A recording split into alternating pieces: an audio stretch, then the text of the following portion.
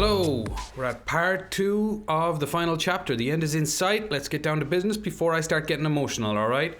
In this module 2 of the pricing chapter, we are going to focus on some other pricing strategies, alternatives from the cost-based and value-based ones we've seen in the previous video. So we'll begin the only logical way I can think of, which is to name a few of these strategies. We'll see how they work and whether they ought to be of interest to hoteliers. Then I'm going to talk more specifically about open pricing, which is ideal for anyone coming at it from a place of effective revenue management. Finally, I'm going to conclude by explaining how to successfully raise prices. So basically, today I'll be anointing you all revenue management gods, for want of a better term, and you're welcome, by the way. So let's get started on some of the different pricing strategies.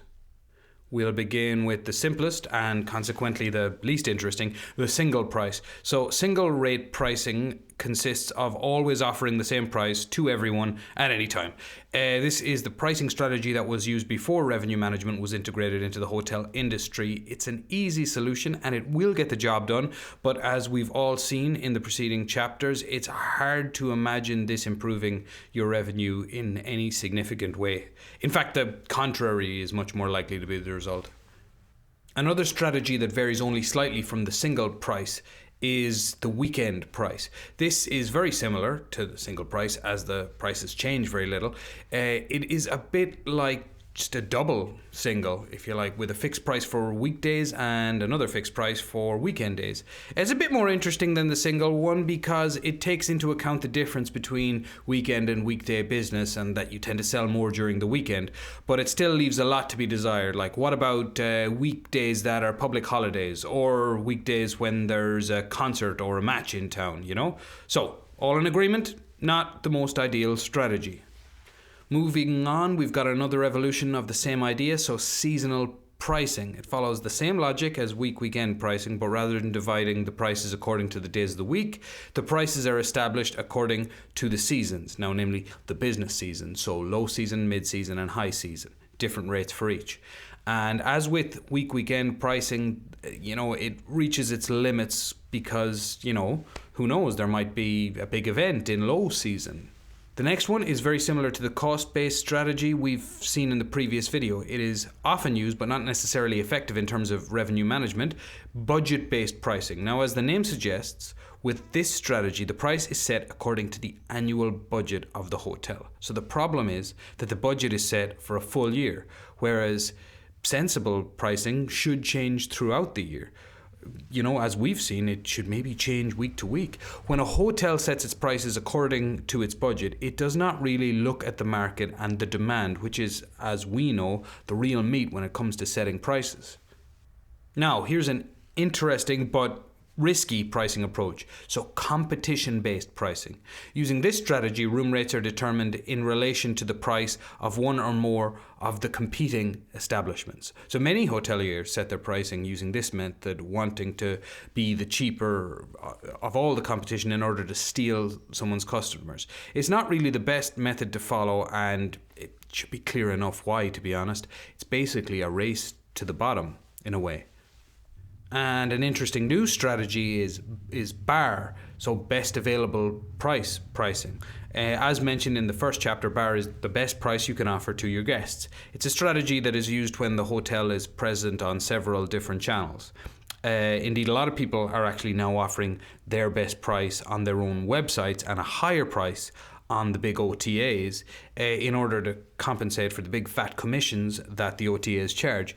This strategy is actually very useful because it allows you to get more direct bookings precisely by guaranteeing travelers the best price from your own website, and thereby it's just a very good way to retain customers because they're going to your website as opposed to a big innocuous generic one, Finally, before we move on to the golden nugget of open pricing, we have one more interesting strategy to talk about: length of stay pricing. Now, length of stay pricing means that the price is adapted according to the length of the stay, with discounts established if the guest stays for several days when demand is low, or an obligation to book several days in advance if demand is high. This is an interesting strategy because it allows you to increase your occupancy rate, but it is not yet at the top of revenue management because it does not take into account the personas and their perception of value.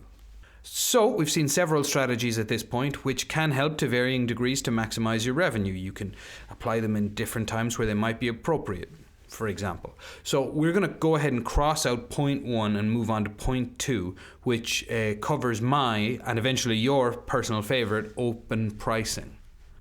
I'm not going to tell you which strategy to implement in your hotel, but we're going to see that open pricing is inarguably the best strategy in terms of revenue management, especially if you want to see your profits rise, which I kind of take it as a given that you do.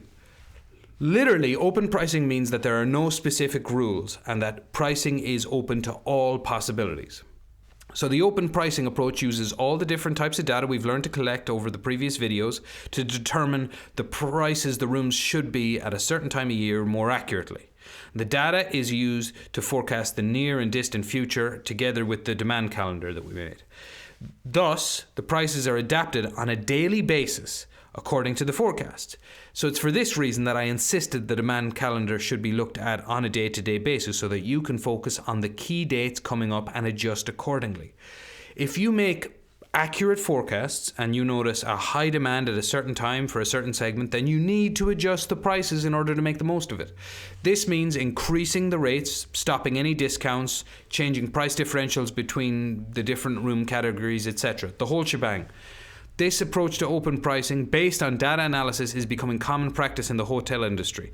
So keep up. Open pricing also means keeping the doors open and never closing them to a guest who wants to book at a higher rate and is willing to. Rather, the hotel will now only close the distribution channels to guests who are not willing to pay these higher rates.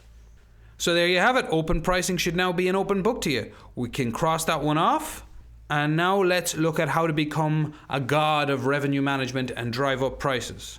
To use a popular metaphor for many things, hotel reservations are like an iceberg. At the top, you have the reservations that you have received, but underwater, in the submerged and much larger section, you have all the reservations that you have not made, or that have not been made, rather.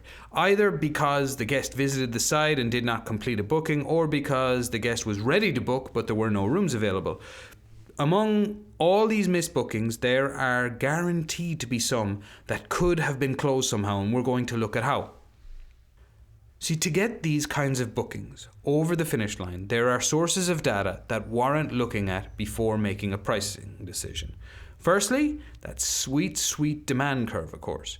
Now remember, this curve will allow you to view in an instant the past periods of high and low prices for each of your rooms. The demand curve reveals two important points: the pace and the pickup. The pace is the price at which you get bookings, and the pickup is the number of bookings you get over a certain period of time. These 2 points together can help you raise the price appropriately at the right time. Next, of course, the demand calendar. Now, while the demand curve is based on past statistics, the demand calendar is based on future data. This means that you can learn about, for example, an important conference in your city and raise prices several weeks in advance. To put this in context, and who doesn't love context? It's great. I'm a huge context fan. Let's have a look at the demand calendar that we created for the last module. So we can see that for the month of May, there are two very important events: the US holiday season and a comedy festival. These two periods were not particularly prolific last year, so there's clearly a card to play to increase this year's revenues. Room rates can be increased during these 2 weeks, especially on the channels that are mainly used by these two segments. For example, we know that Americans, let's say, primarily use Booking.com. So for the week of May 5th to 11th, it would be the right move to increase prices on that channel. And another very important point, and this is going to tie into the next video, you have to show these segments that they can and should book into your hotel. You need to make sure that the perception that the guests have of your establishment is very, very good, that they can imagine that the experience that they're going to have there and pay for is worthwhile. Then they'll be willing to pay the premium price. And this is done through promotion and branding strategies, which we'll cover. So that's so long, and thanks for all the fish to point number 3, and in turn to this chapter. Have a nice day, and we'll see you for the next one.